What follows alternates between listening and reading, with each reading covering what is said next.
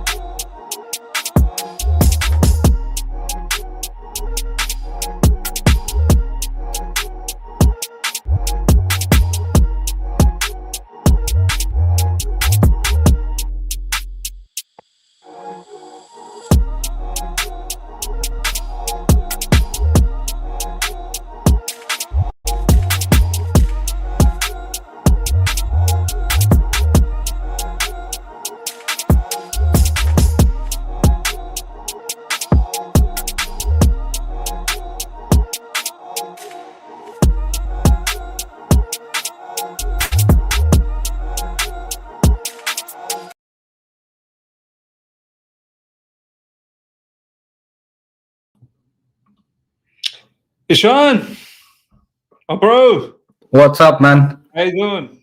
How you What's doing, up? brother? How you doing? I'm doing fantastic, man. How you doing? I'm sure you're doing good as well. Look at the smile Um, in your face, man. I'm buzzing, bro. I'm buzzing. I'm buzzing. Big up to each and every one of you guys that is tuned in. Welcome back to the other side of the corner, and welcome back to Chelsea Aftermath, episode number 10. We've got to 10 episodes. Fantastic. Aria will be here very, very soon. Obviously, I've got my man Ishan in the building, who was the man of the match. Not the last Aftermath, the one before. It was absolutely on smoke, talking the real talk. Ishan, first of all, how was the weekend? I'm sure Chelsea's result, combined with all the other results that took place, I'm sure you had a really good time, my man. No, I had a really good time. I think so. It was a fun weekend as well from Premier League perspective. I think so. All the games, most of the games, in fact, the majority of the games were really thrilling to watch, man. Some big high scoring games all around, and Yes. just to top it off, Chelsea winning their game against Wolves, and yes, we're in top three. Life's good, man. Life's good. Let's move ahead. Come on, bro. Come on. Let's definitely move ahead. Ishan, we've got quite a few things to talk about. We're not really going to spend too much time talking about the match in itself, but I think we're going to talk about a few key things. And ultimately, as you can see, the title, Ishan, I'm a little bit cheeky with titles these days. Do you know what I mean? I'm a little bit cheeky.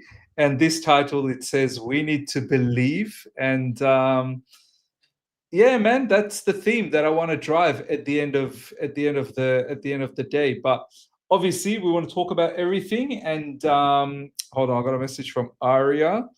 Just bear with me, my man. Oh shit. Man, I've screwed up. Hold on. I forgot to send him the link. Damn. And you know what else I forgot? I forgot to put your channel as well. Man, because I'm so used to just setting up things my way, I keep forgetting. But your link, ladies and gentlemen, Ishan's channel link is in the description along with Aria's.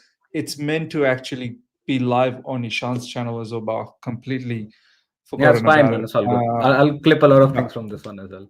Clip it, bro. Clip it as much as you want. All right, Ishan, let's get in on the act.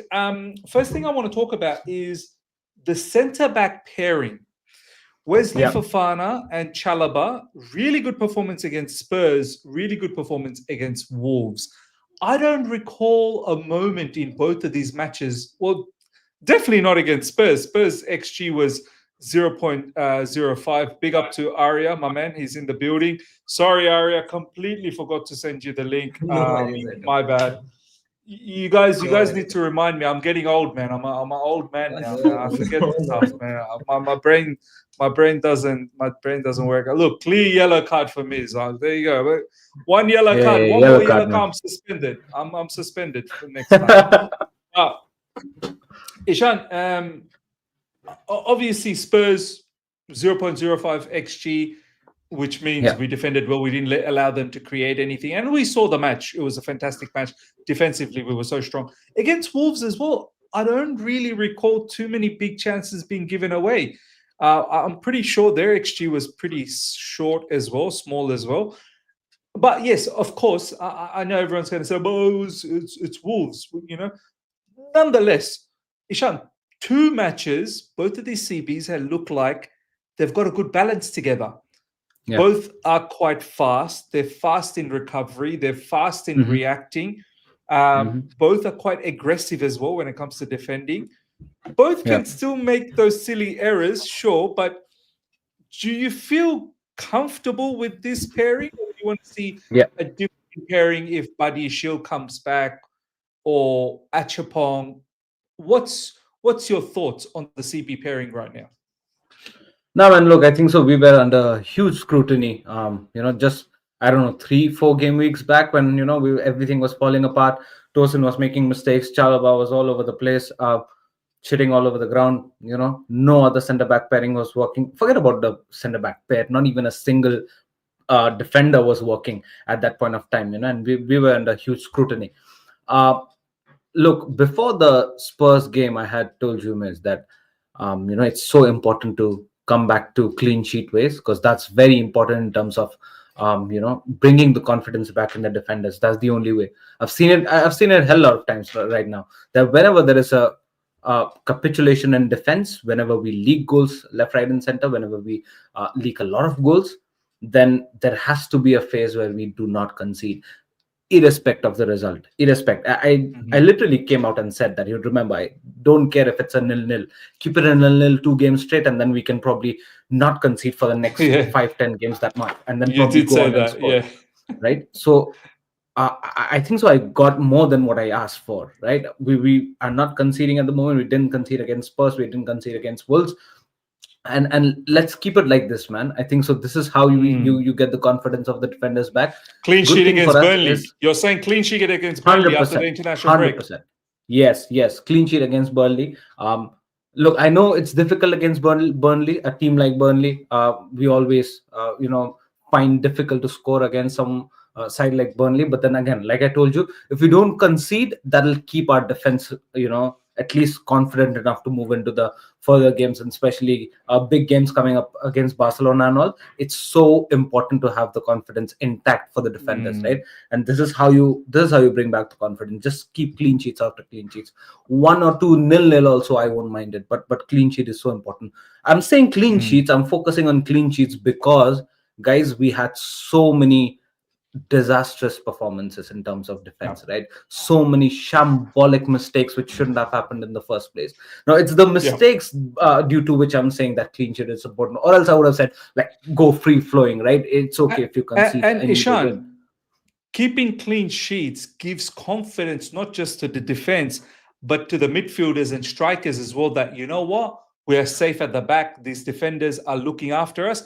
All we need to do is just score once. That's it. One goal and game is khatam. Do you know what I mean? It's over. 100%. I have to think about it. 100%. I mean, I know we're going to talk more in depth about the Wolves game and also how the players are performing, but just a small idea on how this impacts the midfielders. Look at Enzo Fernandez's position against Wolves. Didn't you see how forward minded he was, how more into the opposition box he was? That shows how resolute we were on the defense, and he had more confidence. He didn't have to worry about going back into his place for defensive duties again, right? And he would be free flowing more into the attacking mindset and provide for the team. That's exactly what he did, and that's exactly what I meant for. The more resolute your defense is, the better it is. Now I don't care which two pair comes up and clicks it for us this time around. Is Chalobah and Fofana, so be it. But my point is, Fofana, touch wood, I hope he stays fit, man. I hope he stays fit, like you said in your review as well. And a mind-blowing review. You are on fire, man.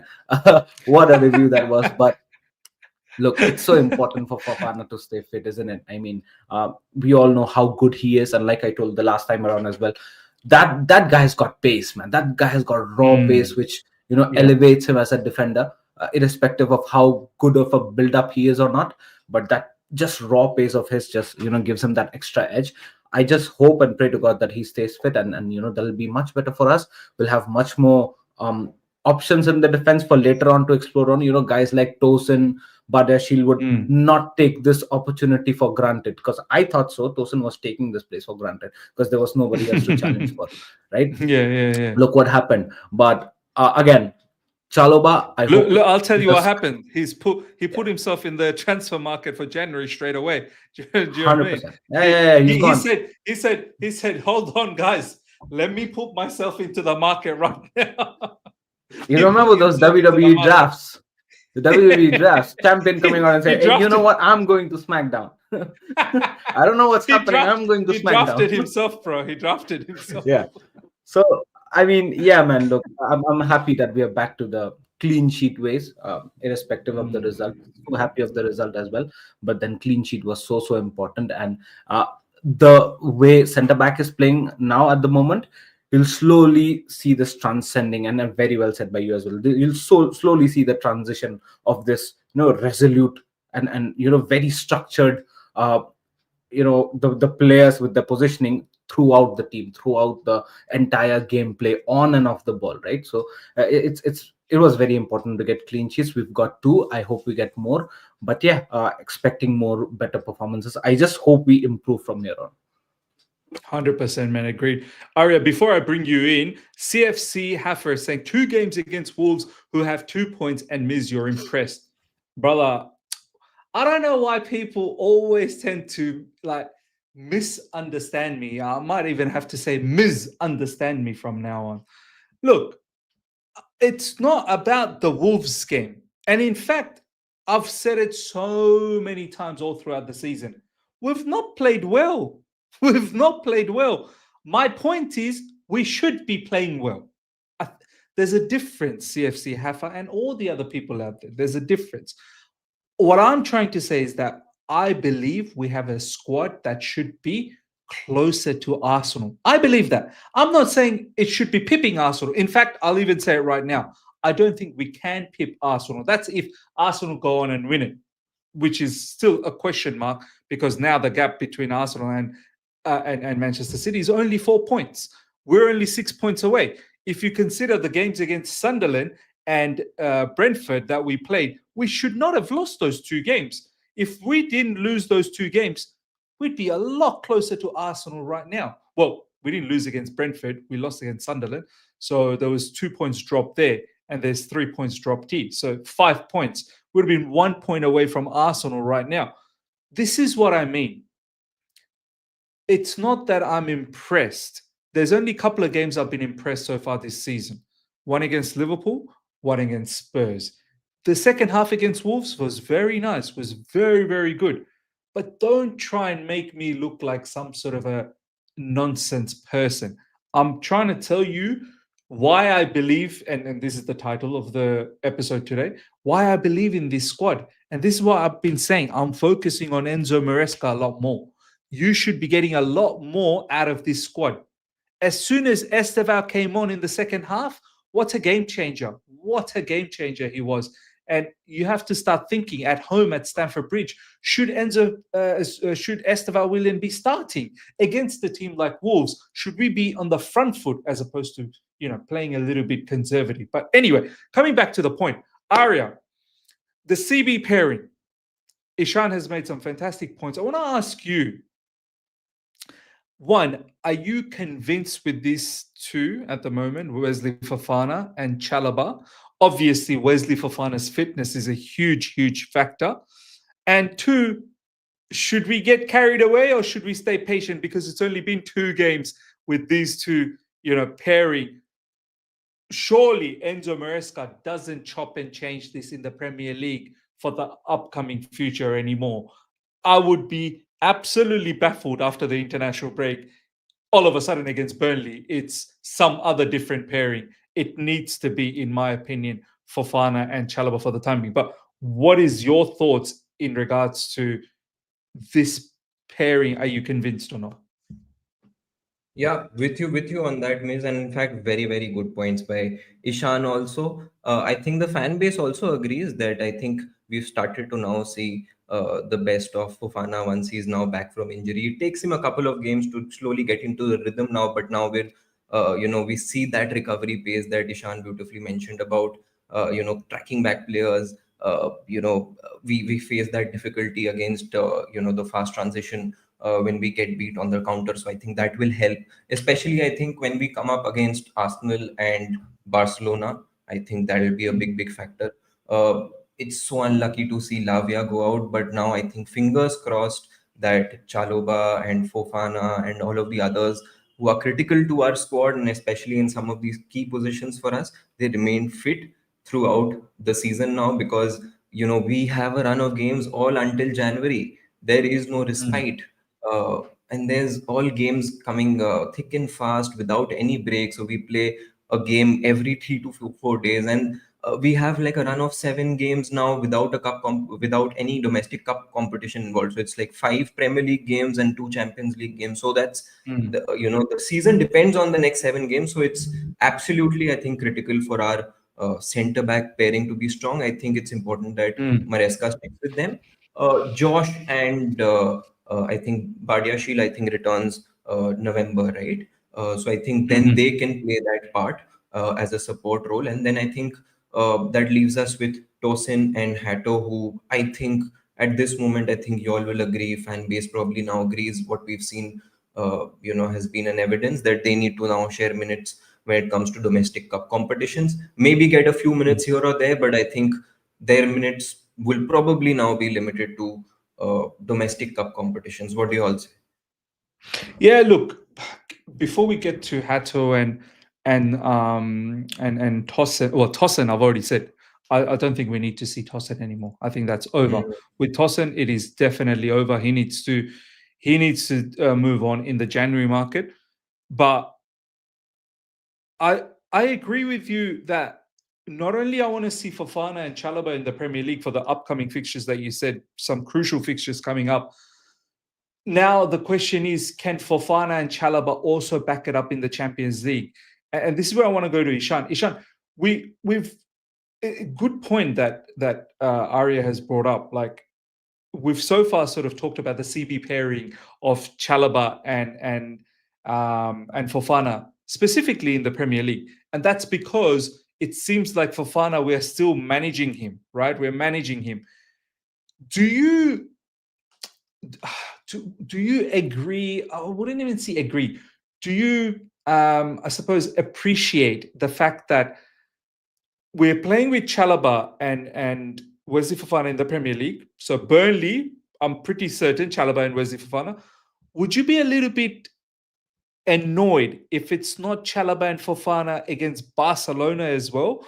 Or would you be okay if it's once again, something out of the blue, Tosin, Hato, because, or maybe Tosin and Chalobah, because Chalobah can probably back up, 2 games in a week, maybe not Fofana? Or would you be in a position if Wesley Fofana is fit enough, let's go with this pair all throughout, like some big matches coming up, as Arya said, we need to stay with this. What's your thoughts on that? No, man, it's a very interesting question, man. And look, I think so. When it comes to Wesley Fofana, we'll have to try to manage his game time and time management. I mean, game management with respect to Fofana has to be on top. So, also, I know the fact that he's one of the best in the team that we have currently in terms of centre backs. With that being said, he has to start against Barcelona, 100%. No two ways about that. So if you have to start Wesley Fofana against Barcelona, I can't risk starting Wesley Fofana against Burnley as well. Why? Because of the injury naggings that he has, right?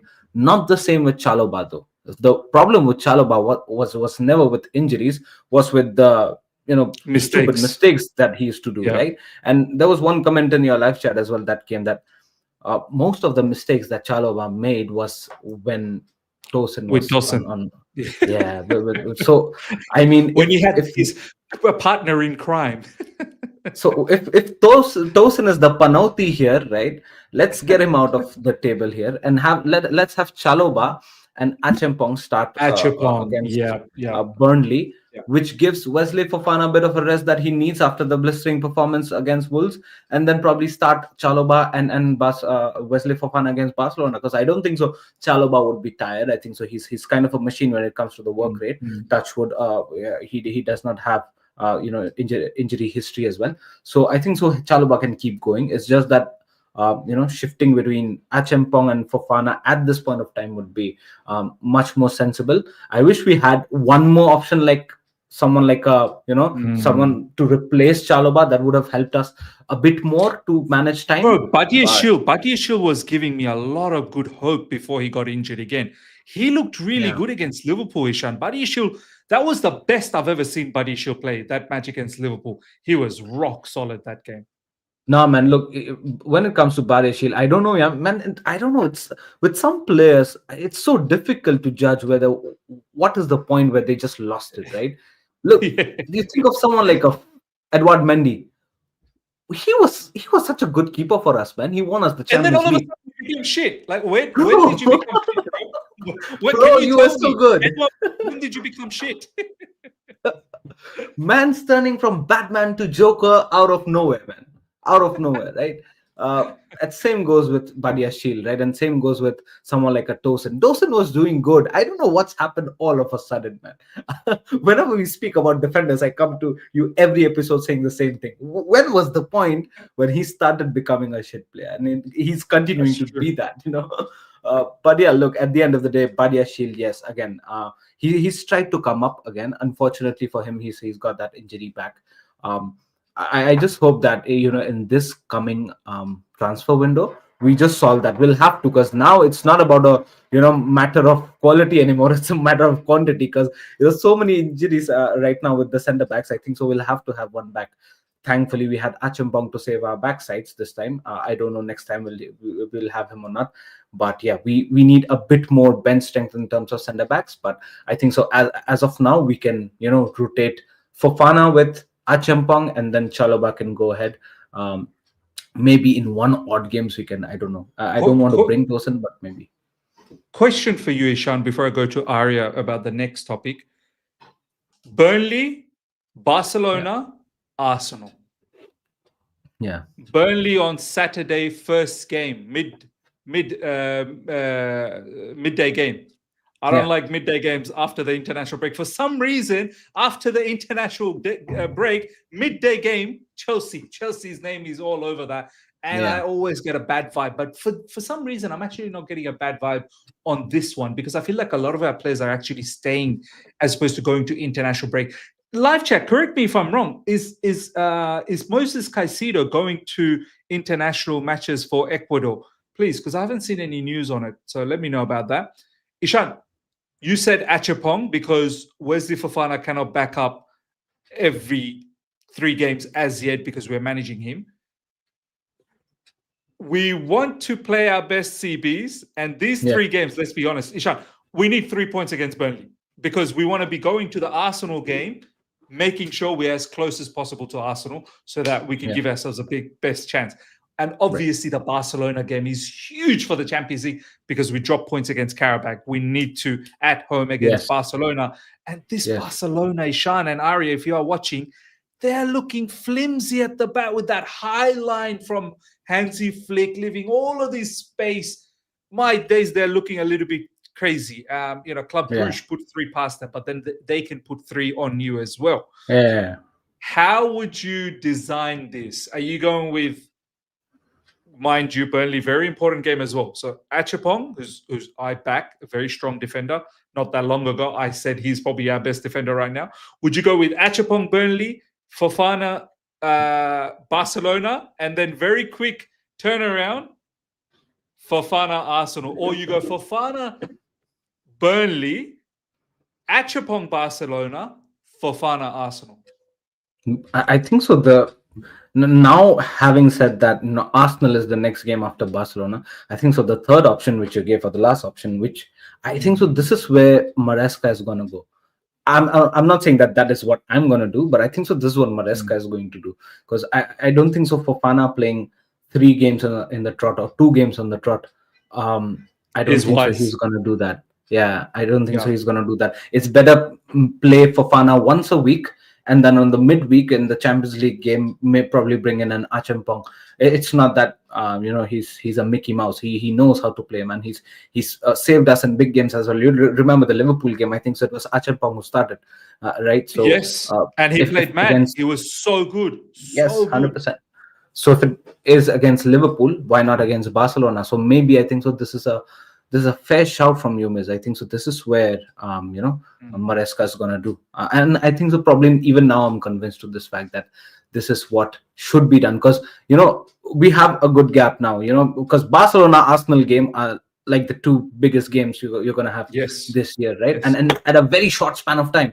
So it's so important to manage time at this point of time, and Fofana's time management is going to be very important. Also, you'll have to be very focus on how they adjust Reece James into it because there might be a possibility that the second centre back option, Reece James might come into the picture. And then maybe all the questions will be answered. There may be one.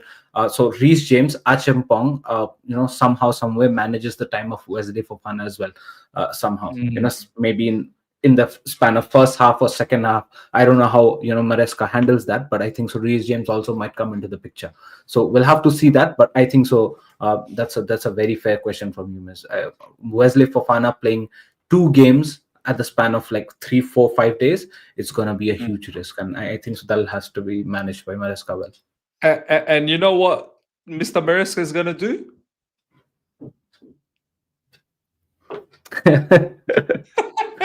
Oh man, Mr. Maresca is going to say, "You boys made a lot of good points. Toss him. You start." I fear that as well, man. I fear that as well.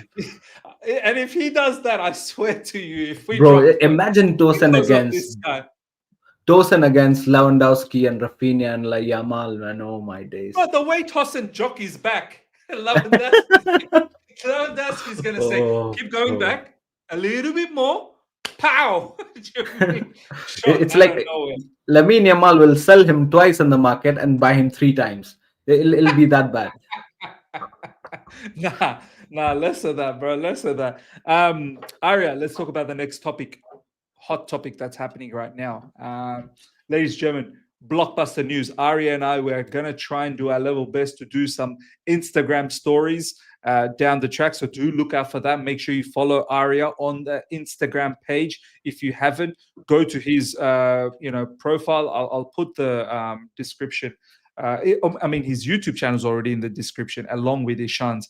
But do check him out on Twitter and Instagram. He goes by the same name.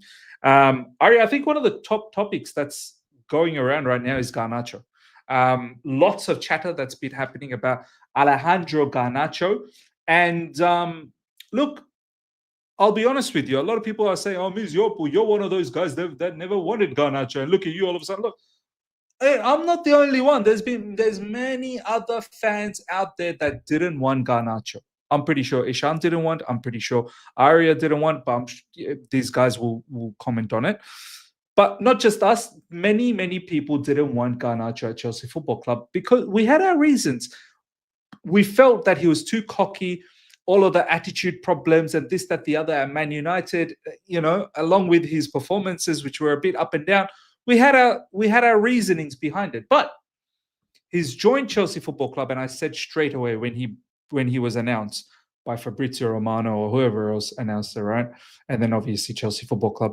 I said, now he's a Chelsea player. I'm going to back him. He's our player.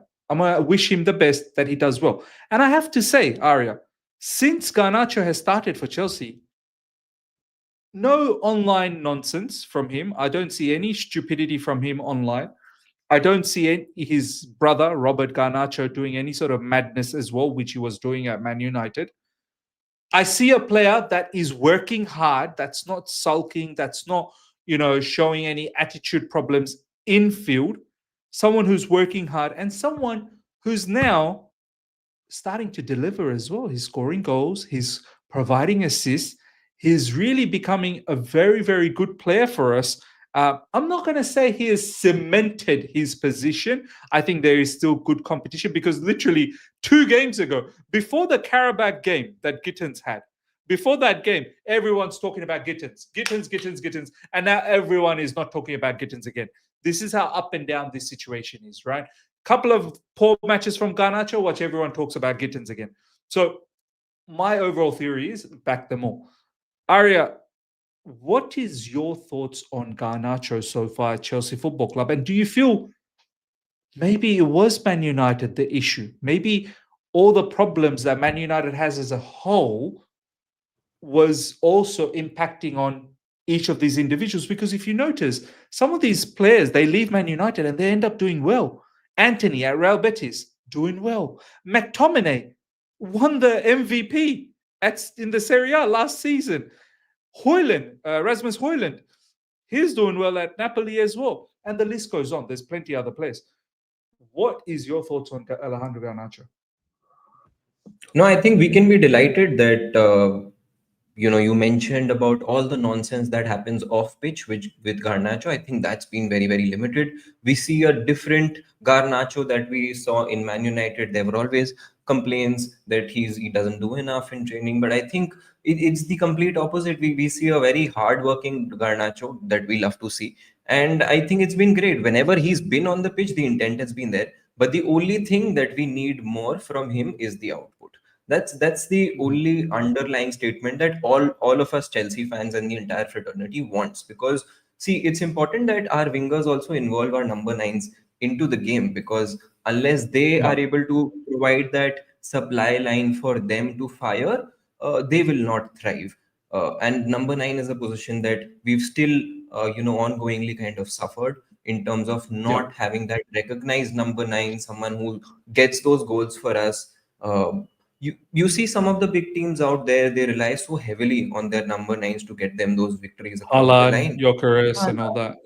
Yeah, Newcastle have started relying on Osimhen for Galatasaray, Walter, Yeah, Osimhen in fact scored a hat-trick in the Champions League for Gala to win the game, and even Lewandowski got a hat-trick last night for Barca. So now that he's also back, he's scoring goals tonight. He's now a big threat for us. But yeah, to just talk about our wingers, I think there's a lot of inspiration to be derived from how maybe Jeremy Doku now goes about his business, provides that end product. I think that's what we need more from him. We definitely, like you mentioned, back our players. Jamie Bino Gittins has looked very very good in patches. Can he now cut back onto his right foot, open the body up with a little shimmy and a step over, get that shot off across to the far post? Those were bread and butter goals for Dortmund that he used to score. Remember when we Yeah, you yeah. watched all of those highlight packages of him before he signed for us, and then just to understand and get a feel of what we're getting here with Bino Gittins, I think we've not seen 20-30% of what he's capable of doing. I think the quicker that he gets into that rhythm, the confidence gets going, few goals come off, a couple of good assists, good performances, good 8.5, nines. I think he had a man of the match performance also. I think it's all about how he grows Yeah. into that, grows his confidence, right? And the same thing with Garnacho. We back them as Chelsea fans, and now we look forward to some of their good contributions. And I 100%, think man. I mean, one more thing, Miz, just before you kind of delve into the topic deeper, but Estevao, I think Estevao is an example we have in house. Someone who always gives out output whenever he comes on. He changes the mm, way we go about our business, and he's a winger traditionally. So I think there's a lot of inspiration to be drawn from there. And I think, of course, that is happening in a very healthy way. Chelsea Football Club try to bring all of these youngsters together so they thrive off each other, motivate each other. I think it's important for our squad to now grow into that. And just like Maresca kind of mentions, he wants the troops to get going now. 100%, man. Now you're right. There's good, healthy competition. There's brilliant talent across the field. It's just a matter of we need them to click as often as possible. Ishan, Garnacho in recent times, goal against Karabag, or else we lose that game. Probably could have even got a winner right at the end, but it was well saved by the Karabag keeper. Goal against Sunderland, to be 1-0 up. Unfortunately, we ended up losing that in a very silly manner. And a couple of lovely assists, man. One assist for Malo Gusto, the opener against Wolves, and a blistering pace to go past the right back and then putting it on the plate for Pedro Neto. These are just some of the recent stuff that Garnacho has done. I'm really looking forward to this kid after the international break, Ishan. Like Burnley, Barcelona, Arsenal. Yeah. This guy could be a little bit of a trump card for us. Obviously, we know Estevao Willian is the star boy and he's going to create a lot of havoc. That is a given, right? He's just got it in him. But I'm starting to feel this Garnacho is a little bit of a trump card. If he clicks, there could be damage. Do you know what I mean? No, yeah, man, I think so. Garnacho has been on fire for the past couple of games, or rather, I would say, since Gitten has just took off his, foot from the accelerator pedal, Garnacho has stepped in and did his due diligence. But yeah, at the end of the day, look, man, it's important to bring output to your performance as well, and I think so. That's what Garnacho has been doing. Even in the starting, when starting matches of his Chelsea career, there were instances where his performance was quite good, but the output wasn't there. He just couldn't bring out the output, the final few touches in the game. He just messed it up, or else the performance was quite decent enough.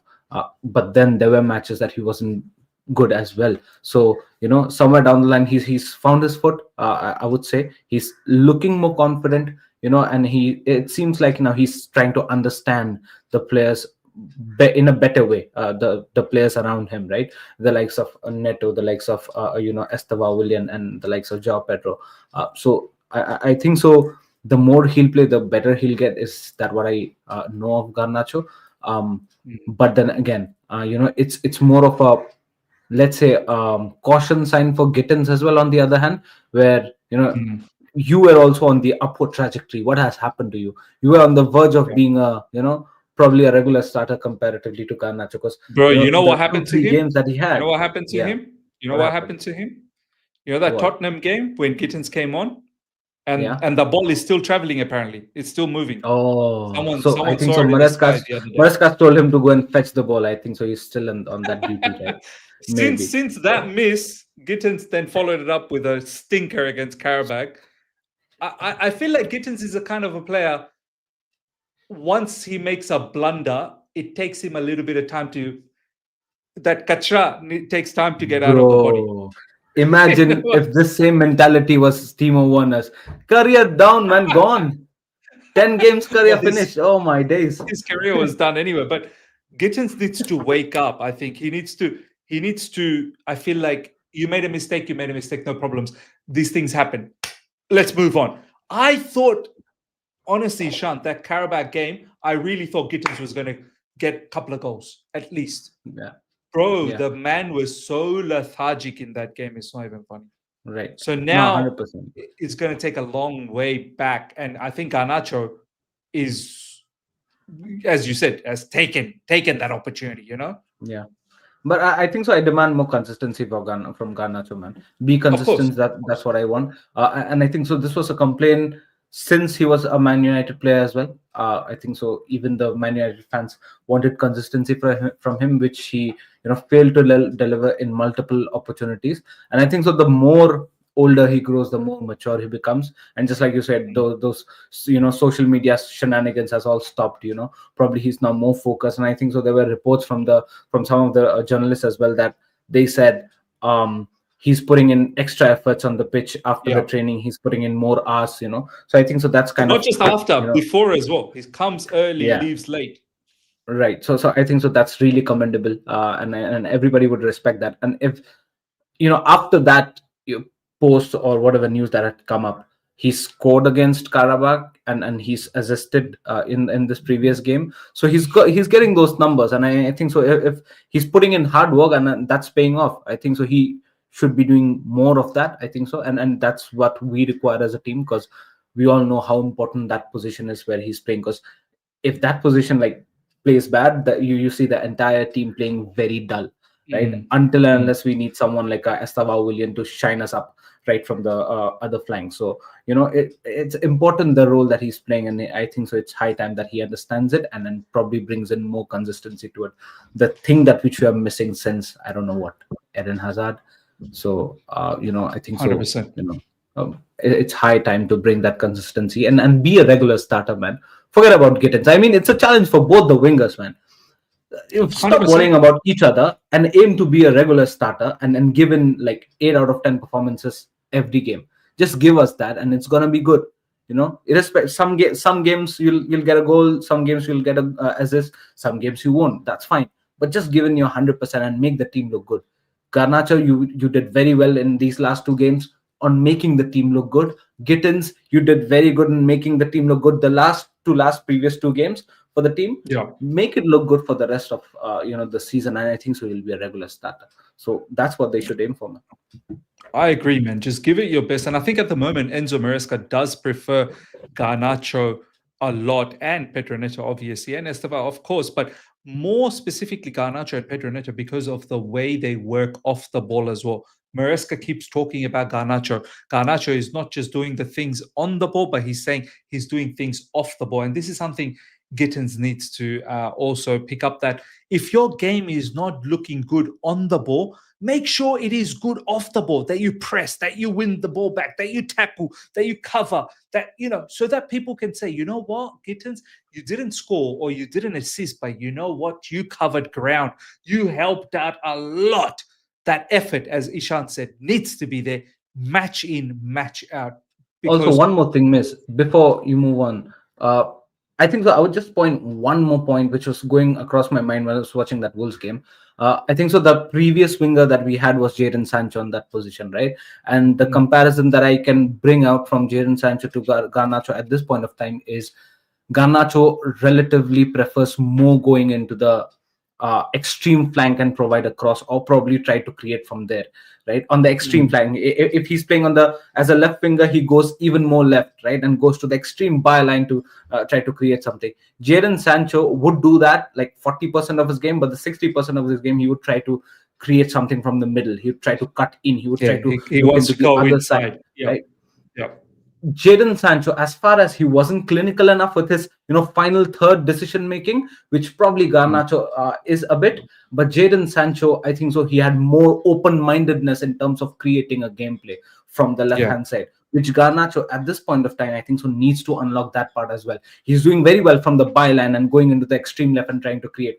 But what that is, resulting is trying to make the entire gameplay very monotonous in terms of just crossing right from the left hand side. So I think so going forward, and this is what I've seen. Instead of going left like all the time, like 80% of your time, try to bring it down to 60-40%, where sometimes you try to think of something creating where you create from the middle. Try to include Enzo Fernandez more into your one-touch gameplay. Try to include more João Pedro in order to link up more, basically. Link it up with him and try to create from the middle, because now it's becoming very monotonous and very quite obvious that you're going to go to the extreme byline and try to cross. Right, so these two games, I think so, you have bought that output, but it's not going to work like every time. There is a time that you're going to be found out by the defenders. So just for that purpose, I think so, you'll have to bring out a page from Jadon Sancho's book and try to create something from middle quite often than not.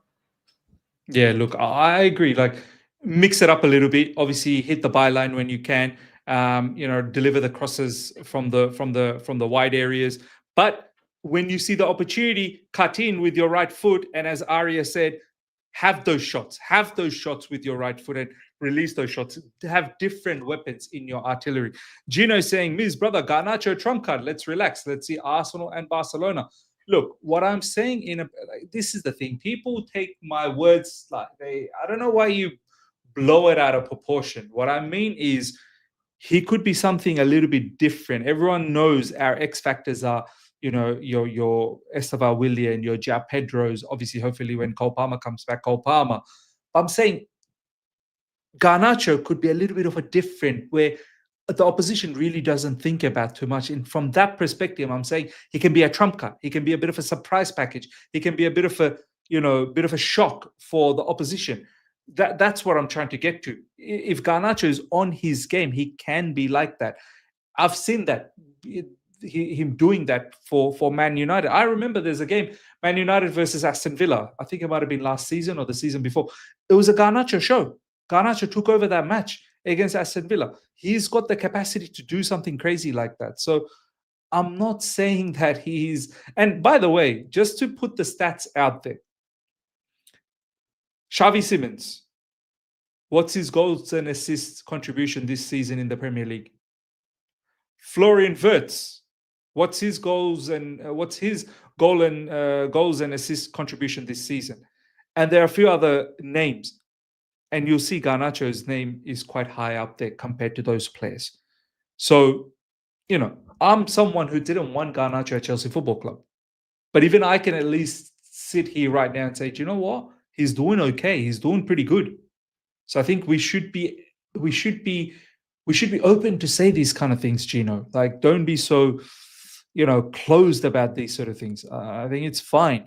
But yeah, big up to you, Gino. Gino, I'm going to reach out to you. I need to do a live stream with you. You're very, very opinionated. I think it'll be interesting to have you on the show, whether it's on the Aftermath, whether it's another different show. But I'm going to reach out to you very soon. I got you on Instagram.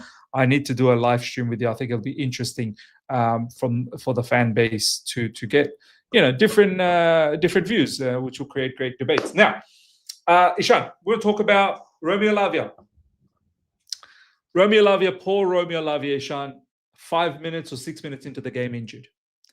And my first thought was, I feel sad for this kid, bro. I feel sad for this kid. Even when we are trying to manage his minutes, we are literally managing his minutes. Sometimes he plays 45 minutes and he's subbed off because that's all he can give. Sometimes he plays in the midweek games. Sometimes we're taking him off early, this, that, the other. We're trying to manage him because Enzo Maresca recently said that we are trying to get him to the position where Reece James is right now. Like, thanks God, Reece James is slowly getting to the position. Now it feels like he's maybe gotten over all of those injury problems. He's starting to play a lot more games, Reece James, which is fantastic. He's our captain. And Enzo Maresca said he wants Romeo Lavia to follow the same path. But he picks up another injury. Now, I don't know how long he's going to be out for. There's some rumors that it could be long-term. There's some rumors that it could be short-term. Whatever the problem, whatever the issue is, he's injured again. I think that's the bottom line because Stone Cold said so. Now, where do you sit with Romeo Lavia? January window coming up. I feel like with Romeo Lavia, with this latest injury, I don't think we're going to see him over the next 4 weeks at least. And then he's got to slowly come back, and then we're going to manage him again. So that leaves us Andre Santos, Enzo Fernandez, Moises Caicedo, because Esugu is long-term injury as well.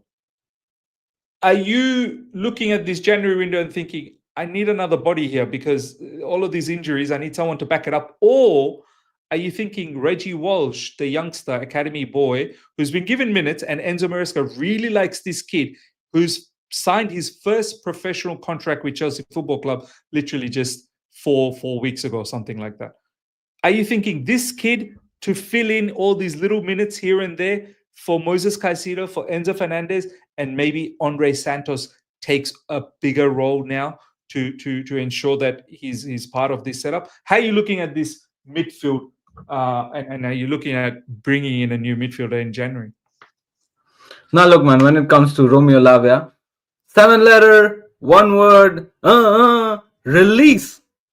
Release. Oh, man, That's what I what? think. Really? Release, Wow. man. I've had enough. You've had enough. I've had how many more injuries do you want to see? I mean, what is it? Chelsea healthcare hospitalization services? Is that what we are? Whilst he's injured, he can't be sold. Like, but bro, I thought we were Chelsea Football Club and not Chelsea hospitalization services. I've had enough. Look, we're already looking care after Fofana. It's been such a merry-go-round with Reece James. Touchwood, fingers crossed as well with that guy. Hope he stays fit for eternity. There is Cole Palmer now who's out and out injured. Our star boys are out and out injured. I can't have this guy coming up for 4 minutes, get back injured, go out for 4 months and come back, play like 14 seconds, go out there, for 4 months back. I can't have it, man. I can't have it. As far as he's talented, I agree. But what's the point of being talented where all your talent is going, behind the hospital bed? What I can do with all the talent, man? No, less of that, man. Get me a new talent. Get me 2 more new talent, with replacing to Lavia. I would take it any day. At this point of time, I think so. I've had enough. Look, the worst part is, unfortunately, Lavia, you're not a Cole Palmer kind of a guy or a Reece James kind of a guy that would be so much tolerant, right? Live chat is talking that people said the same thing about Reece James. Look at him now, but you're saying that. Oh no, but he was Reece James. He was Reece freaking James. Just like Seth freaking Rollins, he was Reece freaking James, right? He was a Champions League winner already, right? And already people were looking him at as one of the world's best. Do you say Lavia is one of the world's best? He's not even one of the best in Chelsea Football Club, let alone Premier League. If Lavia is fully fit, I don't think big statements made by Ishan, but I like it. You're making sense. Now look, miss, even if Lavia is fit, would you think so that Maresca would play him ahead of Caicedo and Enzo Fernandez? I don't think so. He would. He'll have to go leaps and bounds to cancel out Enzo Fernandez and play and be a regular starter. Even if sideline the injury concerns. But he's been so down and out injured. I know that you would argue that with Fofana as well, and with Fofana also I stand the same. If he's more injured, and I hope he stays fit, but if he gets more injured and he gets injury after injury, there is a threshold, man. There is a breaking point. And with Lavia, there is way too less of bullet points in the CV for me to be convinced of the fact that I should be more patient with this guy. And with this, and the injuries are not just very small injuries, man. It's just not like a 2 weeks, 3 weeks. He's gone for months and months and months, comes back, plays like 10 minutes, 20 minutes, one game, goes back again. And it's injuries everywhere. I think this time it's quad, sometimes it's knee, and they're all muscular, hamstring, like ankle, all sorts of different types of injuries, not just like in one place. His entire body seems to be giving up. And Miz, look, when it comes to guys like Fofana, Cole Palmer, Reece James, these guys are the best group of players that we have. Fofana comes in straight away to your playing 11. That's what he did. Reece James straight away comes into the playing 11. He's one of the best in the league. probably in the world as well. Cole Palmer, one of the best in the world, straight away comes into the playing 11. Does Lavia comes back straight away to your playing 11 and impact your squad the same way that these three players does? No. So why is there so much of a tolerance for this guy? I don't. I mean, I really like him when he plays. I really do. I mean, I like the talent. But what's the use when he's not? He's not there to show me as well. I mean, the availability is so less that I can't judge him at all in terms of his gameplay, man. So at the end of the day, I think so. Come this transfer window, you have a very fair point. Reggie Walsh is a prospect. I think so. We can have him as one of the guys who can probably get a hold on Lavia's position, and probably we can get one more. I think so from the transfer market, who would agree to be let's say a rotational player or a second starter or sub starter. Let's say with the likes of Caicedo and Enzo being a regular starter. If we find such a player in the transfer market alongside Reggie Walsh, I think so will be good. At least, think about this. At least there will be players on the bench available to give in at least 50 minutes, 60 minutes, 70 minutes, instead of a player who's with such a truckload of talent, but all talent getting wasted in the hospital bed. Yeah, right? Massive question mark, like whether he's going to be fit or not. I mean, Arya, I agree with Ishan in the sense that he's such a talented player. Like, I've never doubted his talent.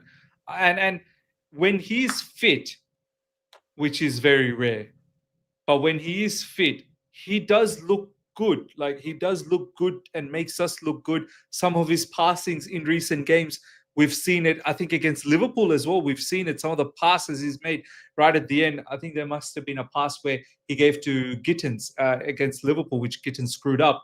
And there's been many moments like that where he's built up from the back and he's looked really good. But the guy's never available, man. He's never, ever available. And whenever he's available, we have to manage him. 40 minutes, 45 minutes, 50 minutes, 60 minutes. It's very difficult. And even when we are managing, he's getting injured again and again and again, which is making it very difficult. Do you still stay patient, Arya, or is your patience running thin?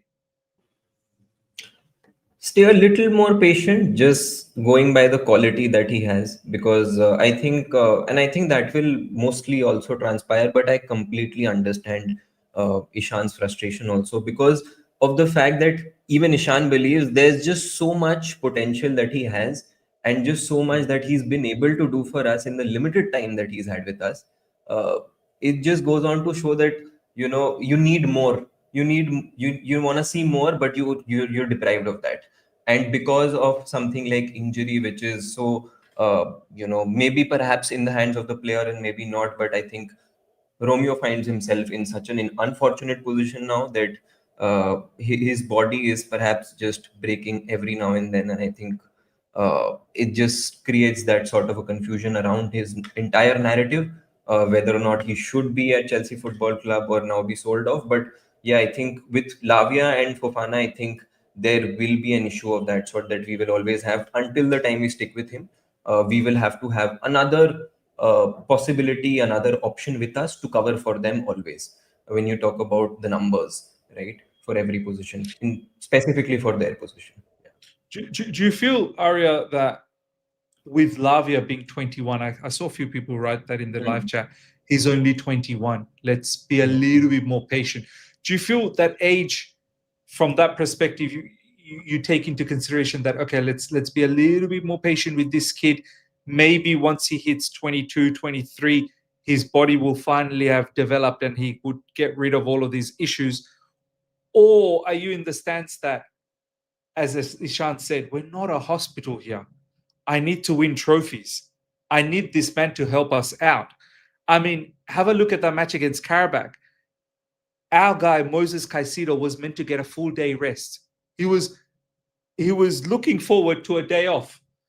My man, Moses Caicedo, came on. He had no idea. He was like, what am I even doing? Like, what's going on? Like, he looked like so unprepared, Moses Caicedo, when he came on. He looked a lot better in the second half. He's like, finally said to himself, okay, I'm playing a game. it almost felt like he was in his head thinking, it's a day off for me. It's much like us when we have our day off. We don't expect to work. And then all of a sudden you get a phone call. Yep, you need to log on right now. We need you. We need your services right now. And you're like, shit, man, I was just out with the family having, doing shopping with the kids and this, that. Like now I have to switch in my gear and work. This is what I mean. Like, we are here in the business of winning trophies. And my man Lavia is not there to help us win trophies. So how do you balance that? Do you say, okay, he's 21, let's be patient? Or do you go, look, Chelsea Football Club needs to win trophies? Oh, there has to be a balance struck, in my opinion. But I think couple more years. What do you all suggest? I mean, what do you suggest, Miss? Maybe a year or two more as a chance, because he's touted as one of the best in that position. And then we take a call. Because see, with the number of years that you continue to do that, you're given the fact that you've already broken your body so many times until now, until 21, that can't seem to get better realistically. At least that's what we've seen with previous players, right? All through. If they've always struggled with injuries, that tendency always tends to remain. So that's always there. But then how? I mean, maybe a year or two, and then we take a call and maybe just guard for him and have another number who can deputize for him whenever he's out. But unfortunately, now we find ourselves in a position where Santos is probably the only sure shot experienced person out there. But he's in his debut campaign. Let's not forget that. Given the fact he's built that reputation in our head that he's now experienced, but he's played a season long for Strasbourg. He's not played a season for us. Uh, so that's the fact of the matter. Can we call him upon for Barcelona or Arsenal? The question still remains.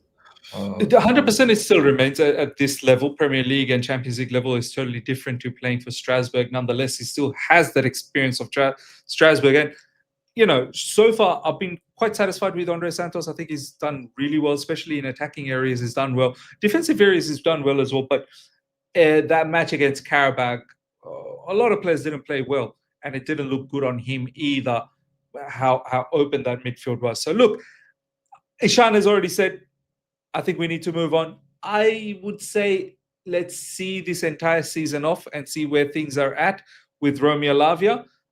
But I'm not willing to wait too much longer. I'm not willing to stay here forever and hope that Lavia turns into Reece James in terms of, and with Reece James as well. It's not like Reece James has shown availability for 2, 3, 4 seasons. Reece James has shown for the past 6 to 8, 9 months. Let's be honest. So we have to be very, very cautious with Reece James as well, that we don't get ahead of ourselves that, now he's okay. So, and as you all mentioned, like it's not just Lavia, it's Fofana, it's also down the track, who knows, Levi Colwell with the ACL, like managing all of these players all the time. This is not some sort of a, once again, as Ishan said, this is not a hospital here. Like we're not going to be managing players. We're here to win trophies. Now, let's move on to the next topic. We'll go to Ishan as well, first one, and then we'll go to Arya. Ishan, Estevao William, he's still getting managed. But you saw how the crowd erupted at Stamford Bridge as soon as he came on. And Enzo Maresca said post-match, and he said it repeatedly, that, look, I've said it many times that people pay money to watch Cole Palmer and Estevao William. Like, this is why people pay the money, to watch these ballers. When will you say, look, this guy needs to be a bona fide starter now. He needs to start. I know he's 18. I know we are managing everyone. We are managing him as well. He's a kid, but he's too much of a special talent to not just let him loose. More importantly, he looks like a very mature kid, someone who doesn't operate like an 18-year-old, someone who talks, moves, his reactions away from all social media nonsense. Whenever he does interviews, his conversations, his comments are very mature level. He's not interested in the parties. He's not interested to how many girls I can sleep with over the weekend. Do you know what I mean? Like he's more interested. I need to score goals. I need to keep performing. And as Enzo Maresca said, like he doesn't get satisfied just by scoring one goal. And if you remember, one of the biggest issues he had with Madueke last season, he said it publicly. Madueke scores one goal, he thinks, I'm king now. I'm king. But Estevao Willian, he's totally different. He feels like, no, one's not enough, two's not enough, three's not enough. When do you feel it's high time this kid needs to start on a regular basis? Man, look, Estevao is a prospect, man. There's no two ways about it, man. I think so. Everybody wants him to start, but I'm in a phase where I somewhere somehow down the line agree with how Maresca is trying to manage with him. Again, that age factor, yes, the maturity factor, yes, it's there, but starting him game in game out, I think so will take a toll on him somewhere down the line, because come on, he's just 18 at the end of the day, man. I do agree to the fact that although he should have started against Wolves, because Wolves being at the bottom of the table and the way they were playing, I think so we should have straight and away at started with Stamford Bridge as Estevao. well, at home. 100%, yes, at home as well. So I think so we straight away could have gone for the neck for the Wolves game, and then started Estevao, and then probably could have taken him off. So I think so for games like this, starting Estevao makes sense, and I agree with the fans who wanted him to start. But maybe going ahead and saying that start him like every game, I think so it'll be a bit too much at this point of time. Kind of, I'm convinced how Maresca wants to try to manage him. It's not that, look, it would have been frustrating if he wouldn't have featured at all in the game. That would have been frustrating, right? He's getting I think minutes. that's sackable. That would have been sackable offense. That would be 100% sackable offense. But look, he's getting minutes, and it's not that he's not starting games. He's starting games. He's starting those odd games. I think so. What is the last game he started? Didn't he start against Qarabag. He started against Qarabag, He right? scored. He was the first one to score. Yeah, that's it, right? So he is starting games. It's not that he's not starting games. So if it would have been an extreme and he's not starting a game at all, he's always coming as a super sub, like a Ricardo Quaresma-esque, that would have been a problem. At least he's getting the starts, the odd starts where he should be starting, and also he's getting game time like every game. Similarly goes against I think so a game against Barcelona. If he starts, that'll be a big statement. But if he doesn't, I think so I'm kind of content with it. But also looking at the situation of the game, it'll be interesting to see how Maresca plots it. But yeah, man, I think so. I'm kind of content with it, man. I think so. It would be too much of a workload for Estevao, someone who's just understand this, man. Is 18 years old, man. I mean, you got that fire. Different country as well. Different country as well. Different country as well.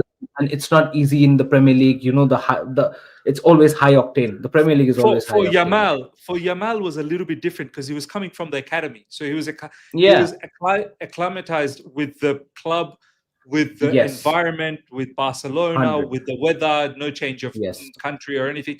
But whereas with Estevao, different country, learning the language, food would be different as well. 100%.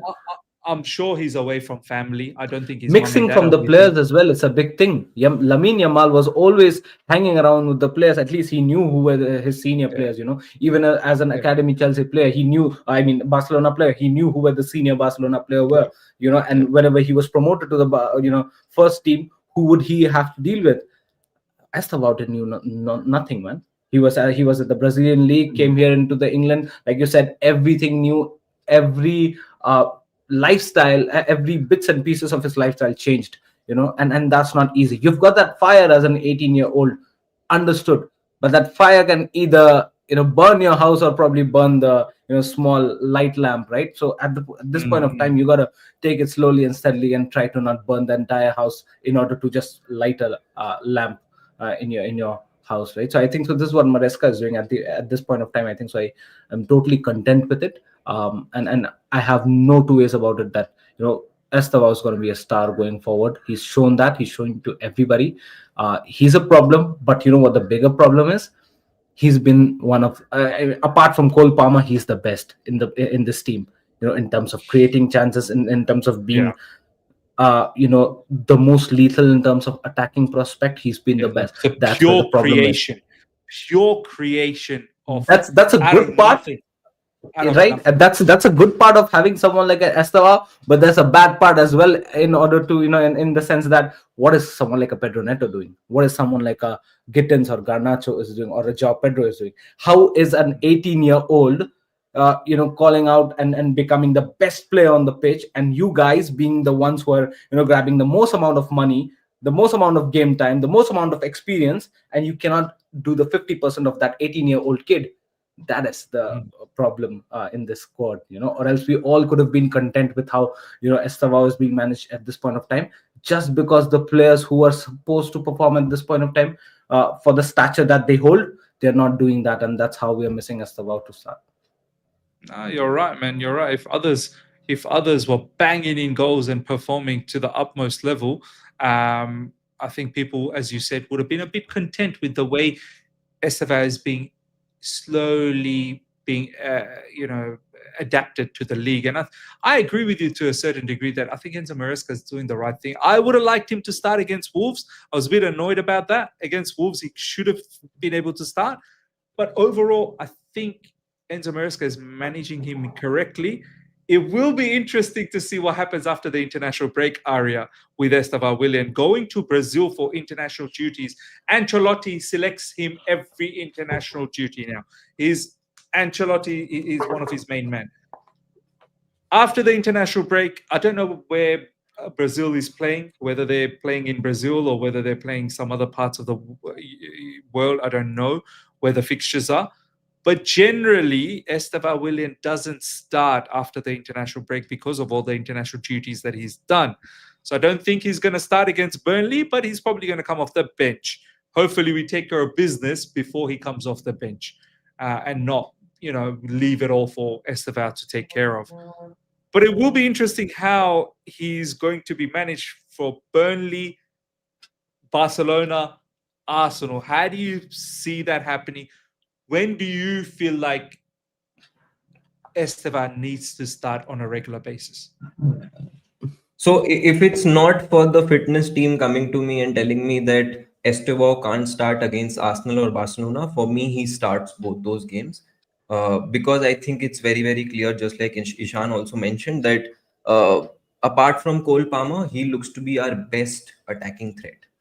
He gives it everything. Like he's a complete package. He'll give you crossing. He'll give you take-ons one-on-one. He'll give you shots from outside the box, inside the box. He'll serve it to you on a platter for you to score those easy tap-ins like he did with Joao Pedro's goal against Wolves, right? And I think on many occasions he's proven that. But then again, now when we've already discussed injury all through the course of the stream, so I think that factor now comes in. How do you manage him? Because you don't want him to be another case of prospect being there, but unfortunately not being available to select. We've also seen some of the very young players in Europe now struggle with injuries which are related to this, that they are at a very young age playing a lot of football, but then there are certain Yamal had Yamal, injury problems which earlier Messi this also season. had faced earlier in his career. But yeah, all we're hinting at is we need to manage him. But there was this very interesting point that Ishan also mentioned, and I think we also spoke about it in the beginning of the stream, how Estevao is more like an example for our existing wingers like Garnacho and Bino Gittins, purely in terms of the end product that he comes on to give us, because we look like a totally different side when he came on against Wolves. We can all agree. Oh, wow. Wow. Yeah. A completely different side. So I think now, given that's being said, we always say that why aren't Garnacho and Bino Gittins probably living up to that example?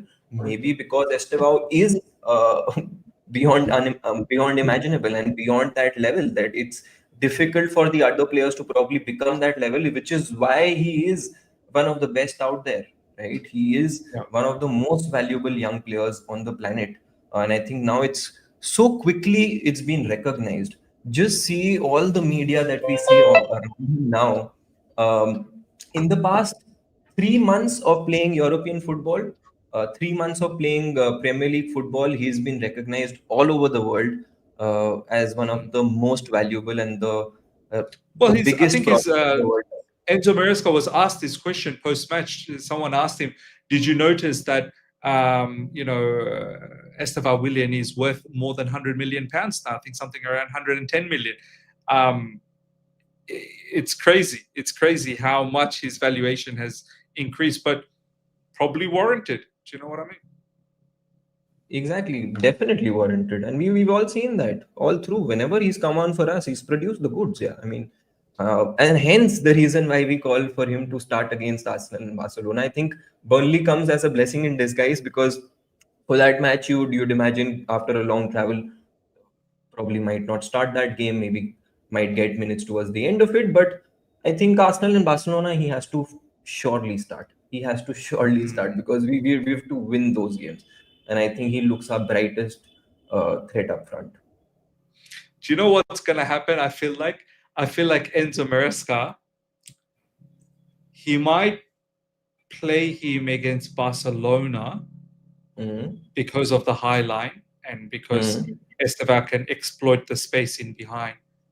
But I think he'll opt for Pedro Neto and Garnacho for Arsenal because of the work rate for a team in the Premier League that is also a workhorse. And he might keep Estevao as a surprise package off the bench.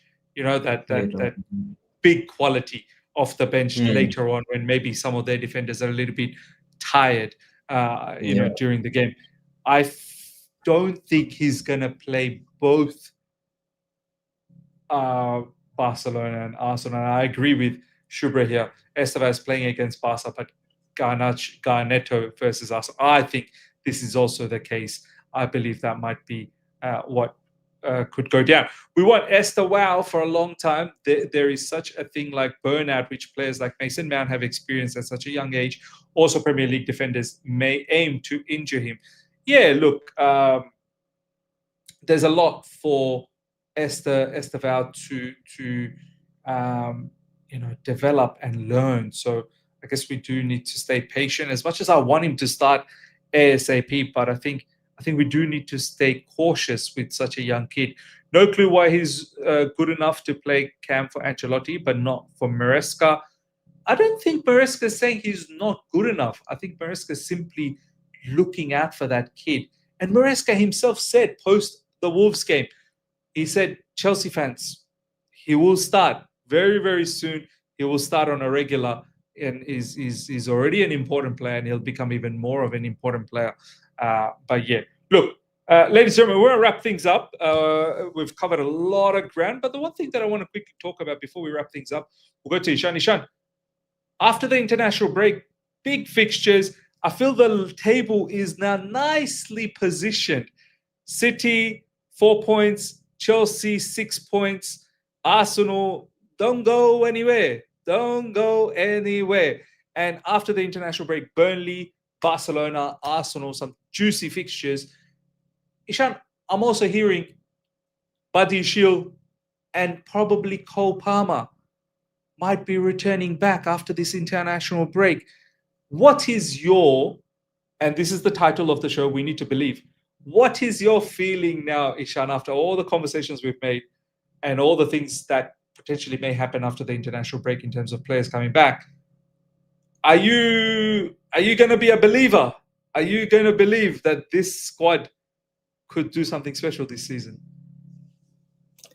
I think so. I'll have to give a checkpoint, an objective to start believing, right? I think so. I'll have to give both the games, Barcelona and Arsenal games, as an objective to start believing, because these two games as a benchmark, you want to use them as a benchmark. As a benchmark, as a benchmark, or as an objective that bring W's in those games, and then you'll see me coming up here with the title conversation, and I'll just be with chest, and I'll just be confident about it, So I think so. The Barca and Arsenal game will seal the deal in terms of bringing my entire 100% belief back. I do believe now as well, but then that has somewhat diminished after the United game, and as well as the Brighton game, also a bit in the Karabakh game as well. So bring me the wins against Barcelona, Arsenal, and even if not the wins, just the mannerism by which you represent yourself in the middle of the ground. That is very important. Clean sheet, very important. I think so. There are 2-3 small checkpoints as well. If you just tick those, I think so. I'll come up with a bigger chest and say that I'm confident about this team, because I've been hurt. I've been hurt big time. Yeah. In games like Man United and Brighton. So you need to come up with a big band-aid with games like Barcelona and yeah. So yeah, man, I think so. We have that. We have it in us. Um, but also it's arguable. I think so. I understand for the people who said that it's just a Wolves game.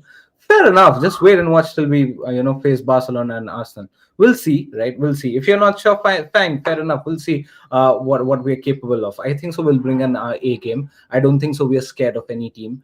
Even after those results, even after that Karabakh hiccup, I don't think so. We're scared of any team. I think so. We can bring our A game and beat any team in the world, even after having known the fact that Palmer is off and Badeshil is off, knowing the fact that if they come back after international break and they be available, bro, the confidence is gonna just shoot up a bit more.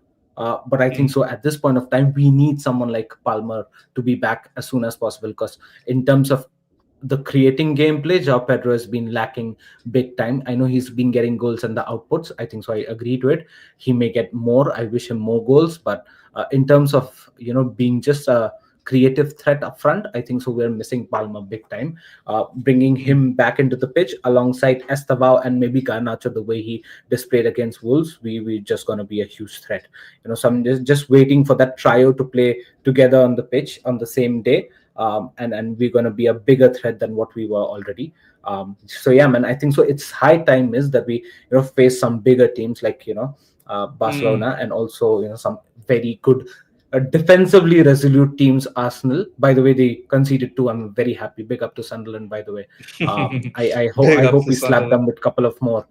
So yeah, let's see, man. I think so. It's high time we face these big guns and get the confidence into the next level. Yeah, Arya, I mean, do you have the same sentiment as well? Let's see Chelsea against these big teams. Yeah. And then maybe your belief will be a little bit more stronger. Or do you feel like me personally, I actually like the fact that when we play the bigger teams, because we bring our better game against the bigger teams. I actually get a bit nervous when we play the Karabakh, when we play, the Sunderland. It should be the other way around, but that seems to be the case, where against bigger teams, because they want to play football, we want to play football, and eventually our football seems to trump theirs. How you feel? Are you a believer that we can do something special this season? Oh, absolutely a believer, but I think very important that we don't shoot ourselves on the foot like we've done so many times this season, right? We've been the architects of our own misery, as it said. So I think it's important for us not to do that. It's important for us not to lose our head. We've had a lot of red cards. It's important to win duels against these teams. It's important to win those 50-50s, because these teams come right at you.